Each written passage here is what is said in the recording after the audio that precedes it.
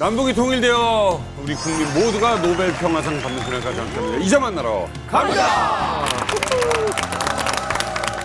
자, 얼마 전에 세계를 참 놀라게도 했으면서 또 한편으로는 좀 비탄에 잠기기도 했던 뉴스가 있었습니다. 미국 역사상 가장 위대한 전임 대통령이라는 이 타이틀을 가지고 있었던 지미 카터 전 미국 대통령이 100세의 나이로 세상을 떠났습니다.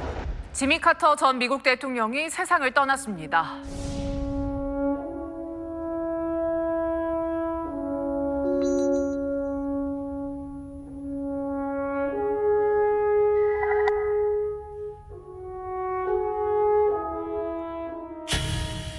야, 근 30년간의 전현직 미국 대통령이 다 모입니다. 진정한 어벤져스. 클린턴, 부시, 바이든, 오바마. 트럼프도 있었어요, 저기.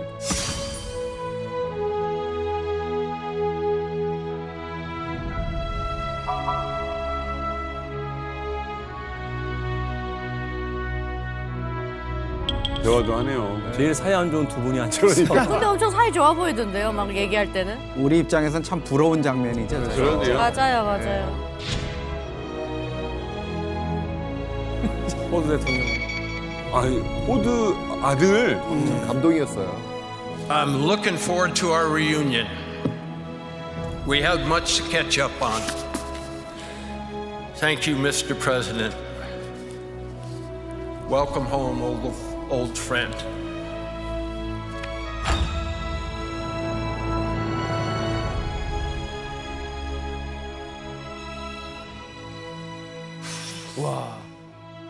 미국에서 사실은 재임 때보다 대통령 임기를 마치고 나서 퇴임 이후가 더 인기가 많았던 독특한 대통령이기도 한데 지미 카터 대통령 하면 미국 사람들에게 참 소탈한 서민 같은 대통령이라는 느낌이 있었습니다. 그렇죠. 왜냐하면 그도 그럴 것이 조지아주에서 땅콩 농장 하던 농부의 아들로 태어났어요. 땅콩 농장 아들로 태어났다가 해군에 입대를 해서 군복무를 했는데 그때 지미 카터가 탔던 그 잠수함이 한국 전쟁에서 파일럿들을 구조하는데 사용됐던 활약을 했던 잠수함이기도 해요. 지미 카터가 이 별세를 했는데 100세 생일까지 맞이하고 돌아가셨어요. 그러니까 100세를 꽉 채운 거죠.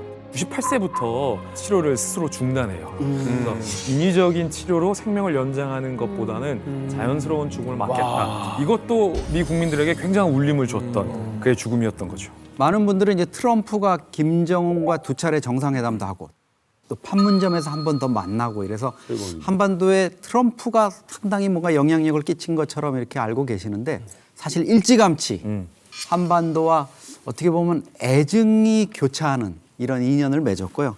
우리 현대사와 뗄래야 뗄 수 없는 남북 관계 또 퇴임 이후에까지 어떤 연을 맺은 전직 대통령이 아니었나 이런 생각이 듭니다.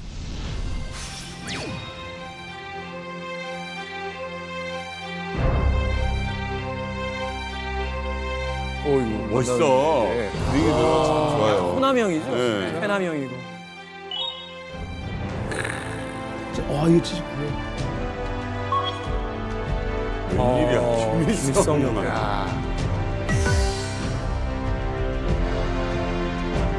와, 여기까지 왔어요?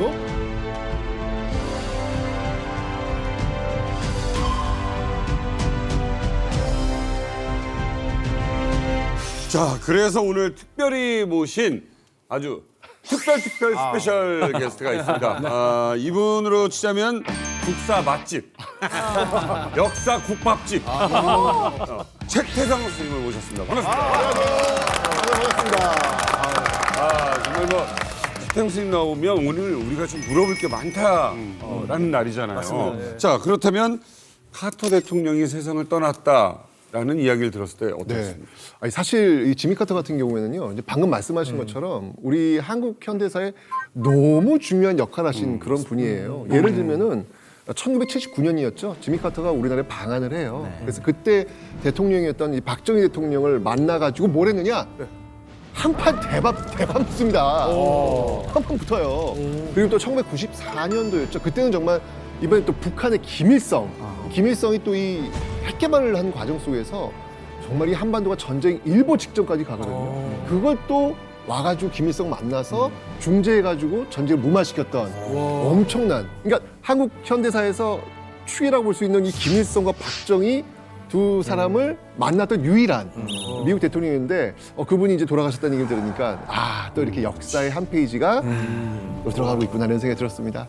아니 뭐 역사를 전공하신 최태성 선생님이 이제 역사적으로 이야기를 하셨다면 잡다한 거 전공인 제가 또 한 기억을 보태면 지미 카터가 우리나라에 미친 또 다른 영향이 있었어요. 이게 뭐냐면 방한 당시에 창덕궁에서 새벽에 조깅이라는 걸 했어요. 와. 네, 사실은 미국도 이제 1970년대나 돼야 이제 조깅이라는 것이 일반화되기 시작했는데 이 지미 카터가 79년도에 이제 방한을 했을 때 뛰는 거를 우리나라 뉴스에서 미국 대통령이 아침부터 뜁니다. 그래가지고 우리나라 사람들도 그러고 따라하는 거 좋아하잖아요. 그래서 80년대에 아침에 뛰는 조깅이 전국적으로 유행을 줄 서서 하는데 뛰는 거예요? 일조를 하는 아침에 뛰는 거 보면 주름 잡아라.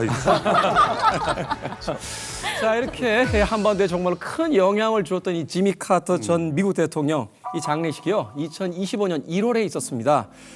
수많은 조문객이 참석을 해서 그 떠나는 길을 배웅을 했는데 우리에게 익숙한 얼굴인 이게 전직 대통령들이 쭉 모여 있습니다. 우리 종민 씨는 장례식장에 있는 분들 다 아시죠? 예, 사실 뭐 세계적인 뭐 대통령을 잘 모르지만 여기 계신 분들은 다 압니다. 오. 세계적인 대통령은 모르지만 이분들은 다 안다. 다른 나라 대통령은 세계의 다. 저분들은 세계적이지 않다는 뜻인가요? 아니 진짜 저도 너무 화제가 돼가지고 예. 세계적으로 화제가 있었잖아요. 저 인물 좀 봐요. 네. 클린턴하고 뭐 다 압니다. 트럼프. 아니 정말 다 유명하신 정말 전 대통령이잖아요. 네. 미국 전 대통령인데 정말 세계적으로 정말 화제가 좀 많이 됐을 만한데 우리 이만갑 식구들은 좀 어떤 것들이 좀 장면이 좀 기억에 남나요? 이게 그 스테이트 퓨너럴이라고 해가지고 국장이에요 이게요. 그러니까 굉장히 세세하게 그 절차가 정해져 있어요. 뭐 의회에 갔다가 대성당에 갔다가 뭐 고향으로 돌아가는 절차가 있는데 전직 대통령과 현직 대통령은 다 부부 동반으로 참가를 하는 것이 불문율이거든요. 그런데 이번에 국장을 봤을 때 오바마 전 대통령은 왔지만 미셸 오바마 그러네. 무슨 일이 있었나 보죠? 아니에요. 트럼프 대통령 취임 때도 안 갔어요, 미셸 오바마가. 그래요? 싫어하구나. 네. 지금 이 국장 때도 안 왔거든요. 왜 그러냐면 나는 살아생전 난 트럼프 안 본다고 했어요. 그런 얘기를 했었어요. 그리고 정말로 그 원수를 진 게 뭐냐면은 트럼프 자체가 이제 정계에 입문한 그 계기가 뭐냐면요. 오바마 대통령의 출생 문제 가지고 잡아 끌면서 맞아요. 정계에 입문했어요. 아무리 봐도 저 오바마는 케냐 출신인 것 같다. 이것 때문에 정계에 입문했거든요. 그러니까 이를 바득바득 알겠죠. 그러니까 이것 때문에 미셸 오바마는 그때부터 당신은 내 적이다라고 찍었어요 지금. 그래서 그런 거거든요. 와, 그것 때문에 그런 거예요? 방금 보신 것 같이 근데 바로 옆에 붙어 있잖아요. 부인은 안 왔지만 서로 속닥속닥 거리면서 그래, 깔깔깔 대화를 웃고 굉장히 엄청 친한 모습을 보여요. 네. 그래서 이 당시 그 그러면 남자끼리 웃는 거는 와이프가 아니야. 갔어 이런 거지. 아니 왜 와이프 안 왔어? 어디 갔어? 그건 잘 모르겠는데 나도 안 와서 혼자 하니까 편해. 이런 얘기야. 친구 동지야.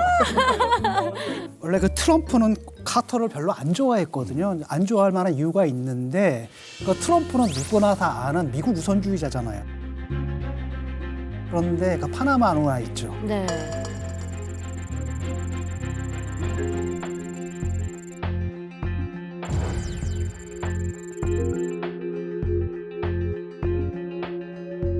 카터 대통령 재임 시절에 파나마에게 귀속이 돼버립니다. 그래가지고 미국을 팔아먹었다라고 해서 최악의 대통령이라고 트럼프가 카터를 엄청나게 비판했거든요. 이번에 취임했어 뭐라 그랬습니까? 그린랜드와 더불어서 파나마 운하 우리가 갖겠다라고 얘기를 했단 말이죠. 그런 측면이 있었고 지미 카터 대통령도 아주 고령이잖아요. 이번에 투표하러 나가면서 아니면 공개적으로 난 트럼프가 아니라 해리스 지지한다라고 얘기를 했거든요. 아니 근데 듣다 보니까는 유명한 사람들은 그냥 다 불렀던데 왜 나는 안 불렀습니까? 아니 사실 지미 카터 동무하고 우리 할아버지가 또 만난 사이인데 아니 심지어 안 친한 라프 형님까지 갔는데 나 정도는 좀 불렀어야 되지 않나? 이런 생각을 좀 해봅니다. 불러도 안 갔을걸요 죽을까 봐. 아니 불렀으면 또 갈 줄 어떡해. 무서워서 못 가. 조안을 보냈나? 아니 짭정원 씨 같은 경우는 사실 지금처럼 관리하시면은 초대를 게스트로. 초대하는 입장으로 될 것 같은데. 아니 새해 초에 무슨 상을 주나 했더니 제사상을 주는구만 그래. 저 부를 땐 정미동무는 오지 마셔라. 왜요? 정미동무 결혼식 날 내가 미사일 하나 쏴줄 테니까. 좋은 걸로. 무섭다. 와 무섭다. 장례식장 한 장면 가지고도 이렇게 이야기가 나올 수가 있네요. 유현우 대사께서는 지금 저기 있는 전직 대통령 중에 어떤 분이 가장 인상에 남습니까? 제 개인적인 생각에서는 부시 대통령이 제일 먼저 눈에 띄우더라고요. 이 부시 대통령이 집권하던 그 시기가 이제 북미 관계에서 이제 냉탕 온탕을 왔다 갔다 하면서 이제 아주 격동의 시기였었거든요. 우리가 부시 대통령 하게 되면 먼저 떠오르는 것이 북한을 그 악마의 축으로 규정했던 악의 축으로 규정했던 첫 대통령이었었거든요. 그리고 또 집권 말기에는 테러 지원국 명단에서 북한을 삭제해 줍니다. 예, 그런 식으로 이제 냉탕 온탕을 왔다 갔다 했었습니다. 아주 격동의 시기라고 그렇게 말할 정도로. 그리고 또 이때 북한 비핵화를 위한 육자회담 있지 않습니까? 육자회담이 바로 이 시기에 시작이 됐거든요. 그리고 CVID 있지 않습니까?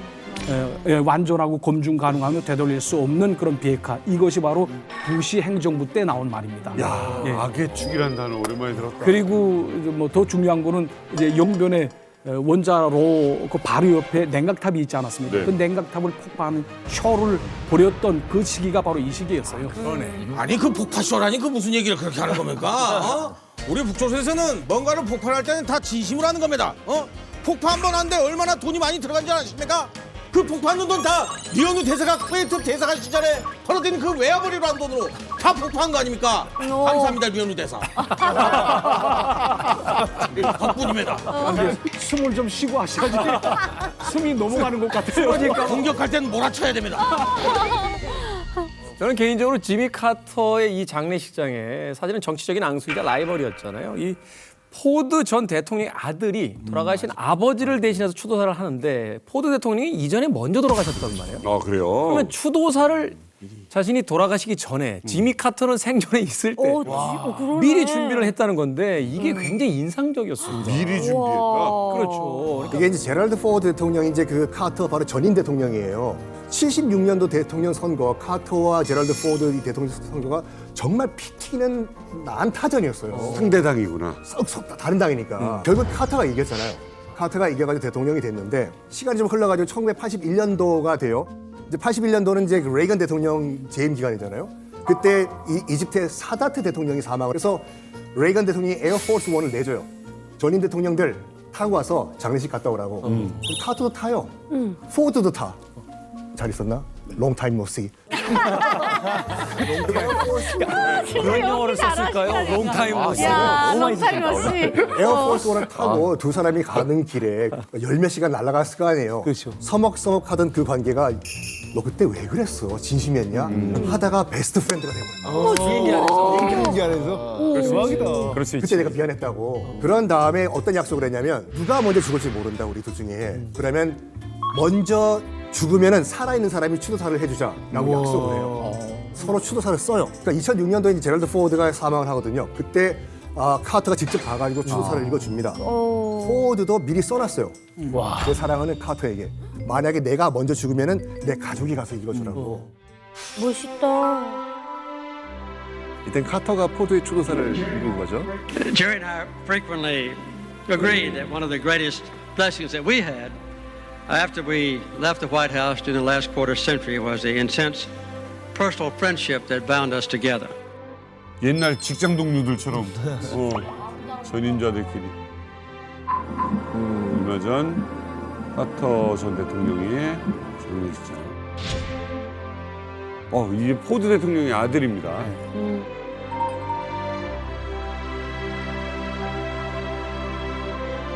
Of my dad, it's an honor to share Dad's eulogy to his old friend. By fate of a brief season, Jimmy Carter and I were rivals. And it was because of our shared values that Jimmy and I respected each other as adversaries, even before we cherished one another as dear friends. Now, this is not to say that Jimmy never got under my skin. But has there ever been a group of politicians that didn't do that to one another? Of the many things Jimmy and I had in common, the most important is this. We both married way above ourselves, way above. 야, 유머가 있으셔. As for myself, Jimmy, I'm looking forward to our reunion. We have much to catch up on. Thank you, Mr. President. Welcome home, old friend.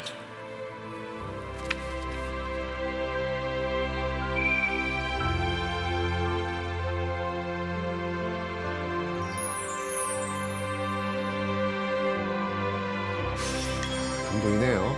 저는 참 이 영상을 보면서 좀 우리도 좀 보고 배워야 될 부분이 아닐까. 맞아요. 제일 부럽네요. 정적이었잖아요. 저를 못 죽여서 안달이었던. 근데 지금 천국에서 다시 만나자. 마지막 부분 우리 재회 정말 I'm looking forward. 기대하고 있다. Welcome home. 할 얘기가 많다. Welcome home. 우리 고향에 온 걸 환영한다. 그러니까 본인이 미리 저승에 가서 기다리면서 베스트 프렌드를 기다리는 그런 관점에서 쓴 거 보니까 그렇지. 정말 이게 한마디로 참 사려 깊음 이런 단어가 떠오르네요. 인상적인 장면 많습니다. 그리고 전 세계에 끼친 영향이 너무 많은 인물이 바로 지미 카터 전 대통령입니다. 그런데 이만갑에서 왜 지미 카터 대통령을 다뤄야 되는지 그 이유를 지금부터 알아보겠습니다. 그 이유는요. 바로 이 지미 카터가 우리나라가 북한보다 이것 개발을 먼저 하게 만든 장본인 중 한 명이기 때문입니다. 김민 씨, 이것 개발을 먼저 했어요, 북한보다. 뭘까요? 아 그때가 이제 제가 79년 그때가 70년대. 70년대가 그때 있었어요? 아 이제 막 태어났죠. 그때 보니까 뭐 경부고속도로 개발한다고. 기억이 생생하신 것 같아요. 근데 도로 개발한다고 막 그랬었거든요. 근데 최초로 그거 개발하고. 맞죠? 그것도 뭐 틀린 말은 아닌데 북한보다 전 세계적인 어떤 정세 속에서 볼 때 정답은 바로 이것 개발, 핵 개발이었습니다. 개발? 핵 개발. 우리가 북한보다 먼저 이 핵 개발을 하게 만들었던 장본인 중 한 명이 지미 카터예요. 아 우리가 먼저 했어요. 카터가 집권을 하기 시작했던 그 무렵에 한반도에 그 전술 핵무기가 700개가 넘게 있었거든요. 오유 많았네. 우리나라에? 네. 우리나라에. 핵무기가 700개가 넘게 있었어요. 괜찮았는데? 괜찮아요? 오, 700개가 있었다고요? 700개 넘게 있었어요. 지금 여기서는 한반도 비핵화라는 말이 이제 북한에서 먼저 나왔다라고 얘기를 하게 되면 아마 놀라시는 분들이 많을 겁니다. 1980년 6차 당대 10월에 6차 당대회가 있었는데 이때 조선반도 비핵화라는 말이 먼저 나옵니다. 김일성 이때는 핵이 없었으니까. 자, 그럼 이제 그 배경을 좀 먼저 좀 설명을 드려야 될 것 같아요. 70년대 미국의 좀 분위기를 좀 봐야 되는데 사실 당시 그 미국 시민들이 굉장히 전쟁에 대해서 엄청난 스트레스를 좀 받고 있었어요. 2차 세계대전, 뭐 태평양 전쟁 끝나고 나서 6.25 전쟁, 한국 전쟁 끝나고 나서 베트남 전쟁까지 맞네. 계속해서 지금 미국은 이 전쟁의 한 가운데 있었단 말이에요. 그러니까 미국 시민들도 좀 그만 좀 하자. 젊은이들도 계속 죽을 거 아니에요? 그렇죠. 이제 그만 좀 하자. 그때 어떤 그 미국의 어떤 그 문화도 왜 히피 문화라고 있어요. 그러니까 반전이죠. 전쟁에 반대하는 이런 문화들이 많이 있었거든요. 그런 것들을 이제 배경으로 해가지고 지미 카터가 딱 공약 내밀었는데 그 중에 하나가 뭐였냐면 주한미군 철수가 있어요. 아, 반전인데 주한미군 철수요? 그렇죠. 전쟁 이제 그만두겠다고 하는 거니까 우리 전쟁이 어떤 그 요인이 될 수 있는 그런 것들을 줄여나가겠다. 주한미군 철수하겠다. 그리고 한반도에 있는 전술 핵도 빼겠다. 70년대인데 빼면 안 되지. 이걸 들고 나온 거예요. 제가 어린 시절이라서 사실은 정치에 관심이 없는데도 정확하게 기억하는 게 그때 포드와 지미 카터가 미국 대선에 붙었을 때요. 우리나라의 많은 어른들이 반드시 포드가 돼야 된다고 주장했어요. 왜냐하면 그때 주한미군 철수가 굉장히 큰 이슈였기 때문에 우리나라에서는 사실은 포드 대통령을 굉장히 전폭적으로 밀었었죠. 그렇죠. 이거 굉장히 심각한 거 아닙니까? 너무 심각한 거죠. 주한미군 철수 70년대 안 돼요. 북한하고 지금 우리가 지금 대치하고 있는 상황에서 주한미군을 뺀다? 네. 이거는 우리한테는 그냥 전쟁하자는 거나 마찬가지죠. 그렇죠. 아니 그러면 우리 대한민국의 안보는 어떻게 되는 거예요? 이거 너무 심각하잖아요. 그렇죠. 그때만 해도 북한이 군사력으로도 월등했고 또 경제력으로 이런 면에서도 사실 우리가 북한보다 뭐 낫다 이렇게 얘기하기가 좀 어려운 때였기 때문에 네. 위협이 됐었죠. 일단 우리가 그 시간을 거슬러 올라가서 1968년도로 가봐야 되는데 1968년도라고 하면은 그 미국이 64년도부터 이제 베트남전에 참전했거든요. 68년 찍고 이때부터 슬슬 미국이 패전의 기미를 보이기 시작을 해요. 그래서 당시에 대통령 후보였던 닉슨이 대통령 선거 공약으로 베트남전에서의 명예로운 철군을 내세워가지고 당선이 돼요. 거기에 박정희 대통령이 뭐? 우리가 지금 그 우리 국군을 베트남에 파병을 해줬는데 지금 명예로운 철군? 그럼 우리는 어떻게 되는 것인가 한반도. 지금 미국이 한 발 뺀다는 걸 김일성이 보고 있었어요. 김일성이 딱 보니까 세계 최강 미국도 지금 베트남에서 지네. Why not me? 우리는 왜 안 되냐? 해가지고 68년도에 우리가 알고 있는 김신조 사건, 푸에볼로 납치 사건, 울진 삼척 무장공비 사건 다 68년도에 일어나요. 계속 건드리는구나. 그렇죠. 그러니까 68년도에 닉슨이 당선이 돼요. 그래서 박정희 대통령이 2번 만납니다. 베트남전에서 지금 발을 뺀다고 하는데 우리는 어떻게 할 것인가? 주한미군 2번 약속을 해요. 닉슨이요. 주한미군 철군은 절대 없다. 절대 없다 2번 약속을 해요. 웬걸 1년 뒤인 69년도에 바로 뒤통수 때려요. 닉슨이. 닉슨 독트린이라고 해가지고 뭐냐면 그 괌에서 앞으로 동아시아에서 핵전쟁이 나면은 미국이 도와줄 것이다. 근데 그 이외에 재래식 전쟁이 발생하면 미국은 발 뺀다. 어머, 뭐야? 알아서 해라. 알아서 각자 도생하라. 그래서 박정희 대통령 뭐야? 분명히 2번 약속했는데 핵전쟁 때만 도와주고 나머지는 각자 도생하라고? 이런 상황이 될 거예요. 근데 그때 이제 닉슨 대통령도 그 약간 변명 아닌 변명을 했어요. 정치적 수사고 우리는 한반도 방위 굳건한 그 동맹으로서 지켜주겠다. 했는데 웬걸 71년도에 미칠사단 2만 명을 닉슨이 빼버려요. 이걸 보고 박정희 대통령이 안 되겠다. 그때부터 나온 게 말이 이거예요. 우리 미국 못 믿는다. 자주국방하자. 아, 자주국방이 그 당시에 있었다. 그때 그렇게 나와요. 자주국방하자. 70년대 중요한 슬로건 중에 하나잖아요. 그렇죠.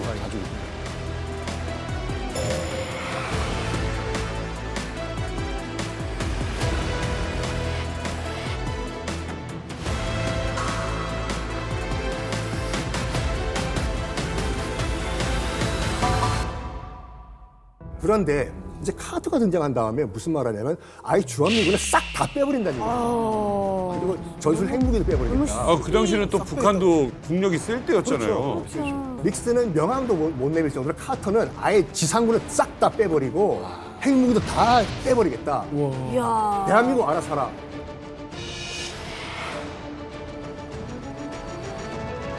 이러니까 박정희 대통령 안 되겠다. 계속 밀어붙이고 있던 핵개발 고! 밀어붙이게 된 계기가 된 거죠. 아니 그야말로 어벤던이네 그냥. 그러니까요. 강치네, 맞아.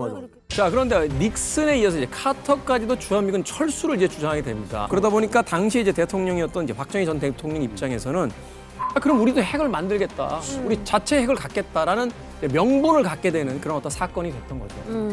가져야지.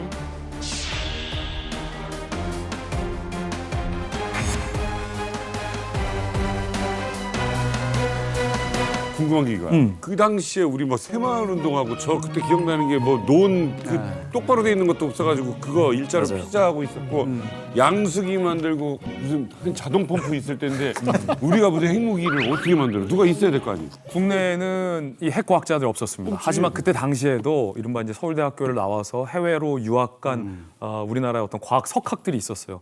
대표적인 이제 물리학자가 이휘소 박사라고 있었어요. 유명하시죠. 한국의 오펜하이머예요, 별명이. 그러니까 이 이휘소 박사가 한 110여 편의 논문을 썼는데 생전에 거의 한 80%의 논문이 수많은 핵물리학자들의 연구의 어떤 밑바탕이 됐어요. 그 정도였다고. 예, 굉장히 어떤 기초 이론과 기초 논문을 정리를 잘하신 세계적인 석학이죠.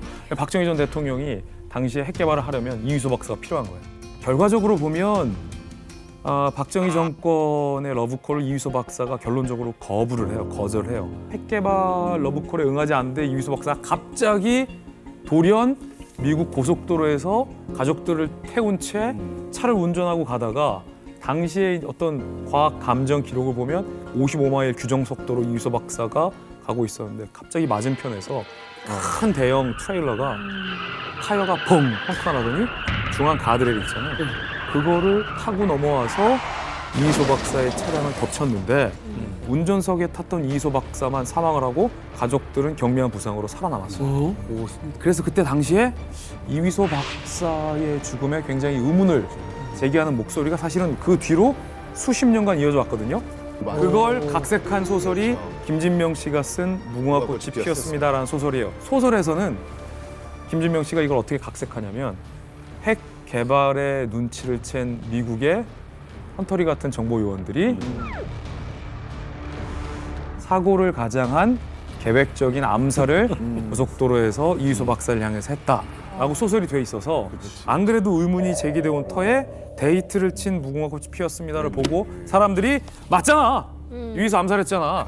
라고 더 음모론이 펴졌는데 헷갈렸어요. 커졌는데 중요한 건 국내 연구진이 그 사고가 난 장소에서 계속 시뮬레이션 실험을 해봤어요. 그런데 결정적으로 대형 트레일러에 달려오는 추진력 속도와 이휘소 박사의 속도를 시뮬레이션 해봤을 때 타이어를 똑같은 장소에서 펌프냈을 때 의도적으로 딱 이휘소 차량을 인위적으로 덧칠 수 없다라고 과학적인 결론이 나서 사실은 국내의 어떤 정설은 암살론은 음모론에 불과하다라는 게 입증이 됐죠.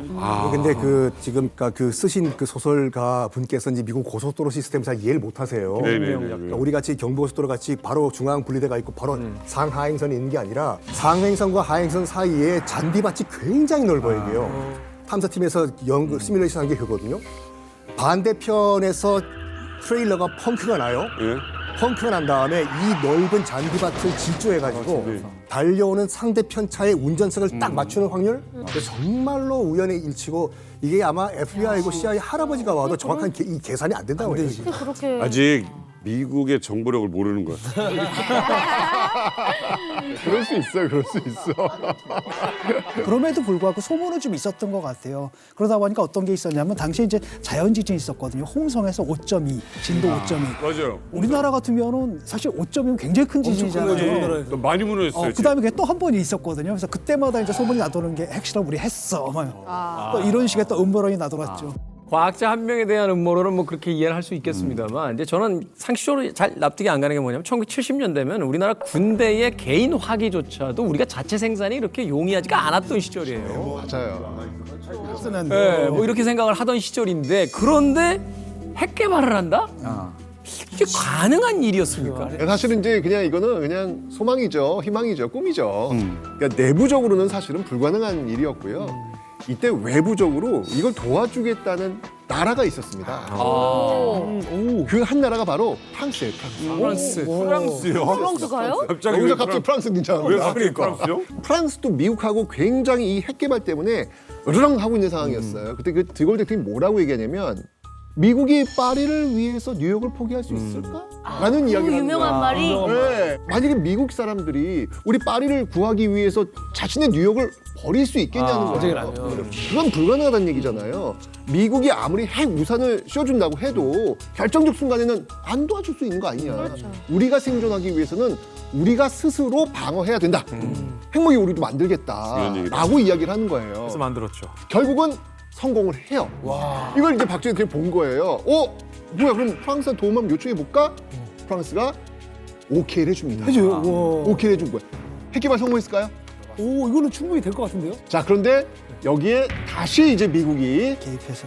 가만히 있지 않겠죠. 이런 상황에서도 미국이 가만히 있을 나라가 아니잖아요. 근데 왜요? 왜? 계속해서 이제 압박을 하면서 결국은 프랑스와 한국의 이 계약을 파기시키도록 합니다. 미국은 그 꼴은 못 보는구나. 야, 파리, 프랑스가 지금 이러는 것까지 모르겠지만. 그렇죠. 야, 파리 너 정신 차려, 프랑스. 한국까지 도와줘, 니들이? 그렇죠. 근데 이 문제가 왜 미국에서는 참 골치 아픈 일이었냐면은 제 생각은 자, 하나. 한국이 핵을 가지면 일본이 움직입니다. 그럼 일본도 가져야 돼요. 그럼 둘째, 일본이 움직인다면은 그러면 대만도 움직이겠죠? 자, 그러다 보면 셋째, 마지막으로 그러면은 아시아 전체가 핵 도미노로 빠지는 거죠. 베트남도. 그렇기 때문에 참 아주 골치 아픈 문제였어요. 말씀을 좀 드리면 이렇게 되는 거예요. 지금 그래가지고 결국은 프랑스와 한국의 어떤 그 계약을 파기시켰잖아요, 미국이. 이러면서 계속 압박을 하는 거예요. 결국은 1975년에 박정희 정부를 통해 가지고 NPT, 그러니까 핵 확산 금지 조약 여기에 가입을 시키는 거예요. 그 당시에도 있었고. 그럼요, 여기 가입시키는 거예요. 가입을 딱 시키고 나서 이제 우리한테 얘기를 하는 거죠. 대신 그러면 원자력 기술을 좀 줄게. 너희들이 이렇게 원한다니까 원자력 기술 좀 줄게. 대신 조건이 있어. 이거는 평화적 목적으로만 써야 돼. 자, 협정 맺자. 한미 원전 협정을 그래서 체결하게 되는 거예요. 그러니까 이게 무슨 말이냐면 너희들을 내가 통제하겠다는 거예요. 미국이 통제하겠다는 얘기예요. 너희들은 핵 개발 안 된다는 이야기예요. 꽁꽁 묶어놓게 된 것이죠. 와 이거 되게 묘하다. 그러니까 니네 콩은 줄 텐데 콩밥까지 괜찮은데 두부는 만들지 마. 그렇죠, 그렇죠. 뒤로 점점 순두부 만들고 뭐하고 이러고 있는 거야. 그렇죠. 결국은 뭐 어떡합니까? 이렇게 미국이 막 압박해 들어오는데 박정희 정부가 그러면 어쩔 수 없이 그러면 핵 개발을 포기하겠다라고 액션을 했는데 박정희 정부는 여전히 비밀리에 핵 개발을 하고 있는 거예요. 비밀리에 하고 있는 거예요. 이거를 미국이 모를 리가 없잖아요. 네. 뭐야 얘들. 야 너 여기 얘기 좀 해야 되겠는데? 라고 해서 이걸 단판 짓기 위해서 누가 온다? 지미 카터. 지미 카터가 오는 거예요. 우리나라에 오는 거예요. 자, 이 핵 개발을 비밀리에 추진하려는 박정희 대통령과 무슨 일이 있더라도 이거 막고 주한미국에 철수를 하려는 지미 카터의 역사적인 만남. 6월 29일입니다. 6월 29일. 지미 카터 미국 대통령이 박정희 대통령의 초청으로 우리나라를 공식 방문했습니다.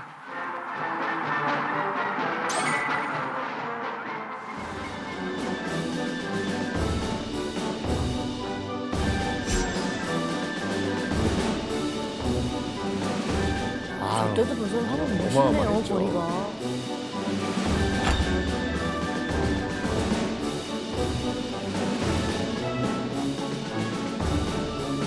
만 명이 도착했어요. 네. 100만 명. 엄청났어요. 100만 명. 내가 이제 학교를 딱 갔거든. 아. 근데 학교에 지붕이 날아갔어. 환영풍선 만들다가 폭발해가지고 지붕이 날아갔어.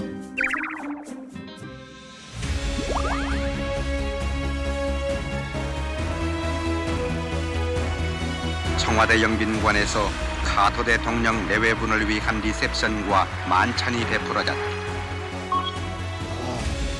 하얀 양복이 됐어. 미국과 가장 중요한 전략적, 정치적, 경제적 관계를 가진 나라의 하나인 한국과 새롭고 건설적인 관계를 모색하기 위해 한국에 왔습니다. 한미 두 나라는 어려운 목표들을 달성시킬 수 있다고 확신한다고 역설했다.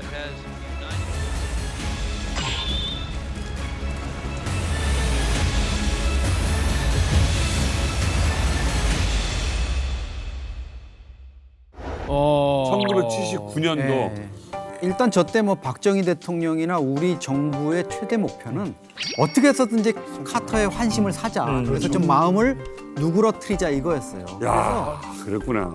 이어서 청와대 영빈관에서 이제 행사를 하는데 만찬 행사를 하는데 그때 음악이 조지아 온 마이 마인드. 뭐 애틀란타 땅콩 농장 아저씨한테는 이게 최고의 자기 고향 노래를 이거 재즈를 들려주니까 카터 대통령이 뭐 그날 이제 어마어마하게 이렇게 흐뭇한 이런 분위기가 연출됐죠. 예, 아니 근데 그 영상을 보니까 아니 내가 그 푸틴 형님 환영식 했을 때에 비해서는 뭐 굉장히 소박한 거 아닙니까? 저였으면은 그 환영곡 한 곡 좀 그냥 멋지게 하나 만들어 드립니다. 뭐 지미 대통령이 한국 왔으니까 지미와 버린 한국인데 또 울지 말아요. 잘한다. 앞으로 이런 이벤트가 있으면 이 김정은이한테 물어보라고. 내내 아주 그냥 이벤트 확실하게 준비. 야, 미스터 트롯에 나와봐. 저 나가도 됩니까? 그렇지. IS 잘렸어 나는. 자, 이제 보여지는 모습은 너무 평화롭고 너무 분위기 좋죠. 근데 중요한 건 뭐냐면 카터의 방한 목적은 정상회담이었고 그 정상회담을 통해서 두 개를 관철시키는 거였어요. 첫 번째가 바로 주한미군 철수, 그리고 두 번째가 핵개발 금지. 이 두 가지였잖아요. 자, 이 두 가지를 지금 해야 되는데 박정희 정부는 핵개발 해야 되겠고 카터 정부는 핵개발 막아야 되겠고 정말 창과 방패의 세기의 정상회담이다. 이렇게 볼 수 있는 거예요. 사실 양보할 수 없는 주제잖아요. 주제가. 그렇죠. 엄청 살벌했을 것 같은데. 그렇죠. 그래서 어떤 판이 벌어질지 대충 느낌이 오잖아요. 그래서 지미 카터가 이제 실무진한테 얘기를 해둔 거예요. 사실 정상회담이라고 하는 거는요 이미 다 조율을 해놓고 정상들이 만나가지고 발표하는 형식을 주로 갖고 있습니다. 사인하고. 그죠? 그래서 미리 얘기를 한 거예요. 지미 카터가 이제 실무진한테 주한미군 철수는 이거 내 공약이었어. 이건 바꿀 수가 없는 거야. 이거 이야기하지 말라 그래. 이건 무조건 하는 거야. 라고 이야기를 통보를 했고. 아니, 더군다나 갑 아니에요, 갑. 아, 그럼요. 그러니까 갑이 통보했잖아요. 그럼 을은 어떻게 해야 돼요? 내지 뭐. 뭐 알았습니다라고 이제 그렇게 다 조율이 된 거예요. 그리고 이제 드디어 만났어. 만났는데 갑자기 박정희 대통령이 뭘 주섬 좀 꺼내. 오. 꺼내더니 연설을 하기 시작해요. 연설을 읽는데 분위기가 갑자기 싸해집니다. 그 연설 내용이 뭐였냐면 주한미군 철수는 안 됩니다. 아, 배짱이. 그 이유는 바로 이러한 이유입니다라고 쭉 이야기를 하는데 그걸 무려 45분간 얘기를 해요. 옆에 딱 카톡 두고 거의 강의네요, 강의. 그렇죠, 그렇죠. 그러니까 이거 미리 사실은 얘기해 줄 수도 있는 거였고. 그럼요. 서류로 줘도 되는 건데. 이때 지미 카터의 표정을 보시면 놀라운 표정이 나옵니다. 뭐냐면 이 턱 근육이 실룩실룩돼요. 이 턱 근육이 실룩실룩될 때는 어때냐면 화나서. 지미 카터의 버릇인데 뭔가 굉장히 불편할 때, 굉장히 긴장될 때는 이 턱 근육이 이렇게 올라간대요. 그게 지금 이제 보여지고 있는 거예요. 감정 추스름이 안 되고 있는 거예요. 근데 이때 박정희 대통령도 역시 자기만의 버릇이 있어요. 아마 박정희 대통령 영상을 보시면 알겠지만 뭔가 굉장히 중요한 이야기를 할 때 굉장한 긴장감 속에서 뭘 하냐면 임자 이거 책상 탁탁 치는 습관이 있어요. 이런 게. 근데 박정희 대통령도 연설하면서 이러면서 얘기를 하는 거예요. 그러니까 둘이 지금 굉장히 긴장감 속에서 지금 누군 얘기를 하고 누군 듣고 있는 거예요. 나도 긴장돼. 자, 이게 딱 끝나니까 지미 카터가 지금 뭉그락부르락 했겠죠. 근데 대놓고 이야기 날 수 없잖아요. 그래서 우리 옆방 가서 좀 이야기를 좀 더 하면 안 될까요? 라고 제안을 했고 결국 옆방으로 가요. 단둘이. 이거 어떻게 군 출신끼리 맞다 했더니. 거기서 2시간 동안 대판돼. 우와. 2시간 동안 대판돼. 우와. 엄청난 말싸움을 했다고. 2시간이요? 2시간 동안. 이게 다 기록에 있습니까? 그럼요. 당시에 이제 그 미 국무장관이 이제 사이러스 벤스라고 해가지고 당시 이제 그 우리나라에도 왔어요. 와, 이거 대박이다. 그 벤스 장관, 국무장관이죠. 그 회고록을 보면은 딱 카터 얼굴이 보이잖아요. 울그락불그락. 어떡하나. 아니야 다를까. 말도 안 되는 회담 다 끝난 다음에 이제 그 카터 대통령이 차 타고 있던 1호차부터 또 나와요. 청와대 나오자마자 그 카터 대통령이 탔던 1호차 갑자기 스탑. 하면서 뒤에 타고 있던 벤스 부르라고. 벤스 장관의 회고록에 나오는 얘기예요. 그랬더니 그래서 1호차에 타요. 탄 다음에 그 벤스 장관의 회고록에 따르면 정확하게 4분 동안 깨졌대요. 너 나 이 망신당하게 하려고 한국 불렀냐고. 그래서 주한미 대사관 관제까지 들어갔는데 이제 대사 깨질 차례야. 그렇지. 당시 대사가 글라이스틴 대사였는데 대사 오라고. 줄줄이. 글라이스틴 대사가 이제 설득을 하는 거예요, 카터를요. 지금 주한미군 철수는 불가능하고. 시기상조지. 여러 가지 자료를 보여줬어요. 조사단에 따르면은 우리가 알고 있는 것보다 북한군의 그 위력이 훨씬 더 세다. 지금 이 상태에서 지금 주한미군 철수하면 큰일 난다라고 자료를 보여줌에도 불구하고 카터는 안 믿었대, 이걸요. 나 이거 안 믿는다고. 그러면서 끝까지 마지막 이 한마디를 끝으로 입을 닫았다고요. 너희들, 당신들. 나 이망신 당하게 하기 위해서 한국을 불렀지. 대사 보내놨더니 한국 편 돼가지고 완전히. 그 자리에 상황을 잘 니들 다 짠 거지 이렇게. 그 자리에는 없었지만 저도 이제 외교 활동할 때 그런 VIP 분들을 이제 모시고 이제 보좌관 역할을 많이 했는데 그런 자리에서는 어마어마한 준비가 들어가요. 이게 15분 미팅이건 30분 미팅이건 몇 주, 몇 달 전부터 그거를 다 어젠다를 만드는 거죠. 만들어서 우리 딱 이렇게 대본적으로 하는 거야, 대본으로. 근데 갔는데 만약에 그렇게 다른 게 나오잖아요. 그러면 카터하고 박정희 대통령이 싸웠다면은 그 밑으로도 모자견들끼리 욕하면서 싸워요. 지금 뭐 하는 거냐. 심지어 그런 아젠다가 없든 말을 해도 선물 교환도 미리 얘기를 해놔야 돼요. 선물 교환 있을 거다. 왜냐면 우리가 깜짝 선물 주면는데 이쪽에 준비 안 했으면 이쪽에 입장 이상하게 되잖아요. 그럼 또 완전 싸우는 거예요. 그렇기 때문에 그 대사 불렀다는 거는 확실한 거야 아마. 대사 이거 엄청 먹었을 거예요. 이게 지금 아까 지금 있잖아요. 이게 지금 지미 카터 대통령이 1979년도 6월 달에 왔단 말이에요. 그리고 한판 대판 싸웠잖아요. 그런데 4개월 후 1979년 10월 26일 11.6 사태가 벌어지는 거예요. 박정희 대통령 시해 사건의 첫 공판이 김재규 등 8명의 피고인에 대한 군법회의에서 계속 맡게 됐습니다. 이러면서 결국 박정희 전 대통령이 돌아가시게 됩니다. 그리고 나서 우리가 잘 아는 장면이 또 연출되죠. 바로 12.12 사태. 전두환. 이 전두환이 중심이 되어가지고 쿠데타를 일으키면서 권력을 장악하잖아요. 사실 이렇게 되니까 이 신군부는 정통성이 없는 거예요. 이 정통성을 어디서 확보할까? 미국 말을 좀 잘 들으면 되겠다. 근데 미국이 지금 요구한 게 뭐냐면 핵무기 지금 개발하지 말라는 거잖아요. 그래서 이제까지 만들었던 핵시설 다 부숴버리고요. 이제까지 개발했던 자료 다 폐기하고요. 사보는 다 미국에 넘깁니다. 대신 우리 좀 인정 좀 해줘 라고 해서 그 뒤에 나오는 그 미국 대통령이 이제 레이건 대통령이거든요. 레이건 대통령이 전두환을 미국에 초청해 주자. 이렇게 서로 맞바꾸면서 결국 박정희 정부의 핵개발 프로젝트는 사라지게 됩니다. 대박이다. 아니 난리가 난 거죠. 이렇게까지 사실 이제 박정희 전 대통령이 적극적으로 나섰다면은 북한에서는 박정희 대통령에 대해서 좀 얘기를 좀 많이 듣지 않았을까요? 어땠어요? 북한에서 박정희 대통령 하면 좀 안 좋게는 보죠. 그러니까 북한에서 제일 싫어하는 대통령이 이제 이승만 대통령, 박정희 대통령, 뭐 김영삼 대통령 뭐 이렇게 있는데 그 북한 주민들에게 박정희라는 사람이 완전히 이렇게 정말 스타가 된 적이 한 번 있어요. 그게 뭐냐면 조선예술영화 민족과 운명이라는 곳에서 박정희 편이 나오게 됩니다. 근데 거기에 나온 박정희 대통령이 우리가 알고 있던 그런 모습이 아니라 막 이렇게 탁 술을 먹고 음주가무를 즐기면서 막 이강산 막 이러면서 노래를 부르는 그런 장면이 나 되게 매력적으로 나오거든요. 한번 보세요.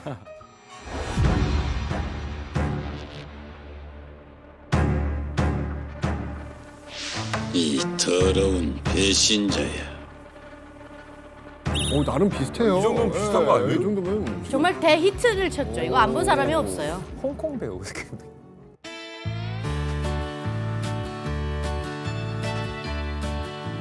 이건 또 장차 세상이 어떻게 될 것 같지? 아니 그거 왜 저분한테 물어보나요? 박정희 시대. 아 실세거든요, 브레인. 번성하겠죠.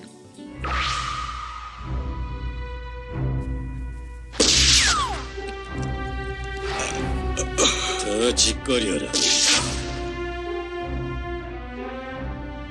이제 저 밑에 열려요, 바닥이. 그럼 거기가 저수지야. 주라기 공원이야.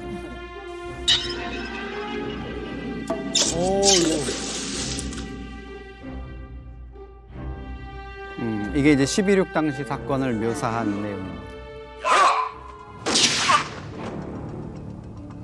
무슨 짓들이여? 금이 누구와 피라고 썩 그만두지 못해? 무슨 짓이냐고? 야, 박정희! 유명한 장면. 유명한 장면. 야, 박정희 하는 거.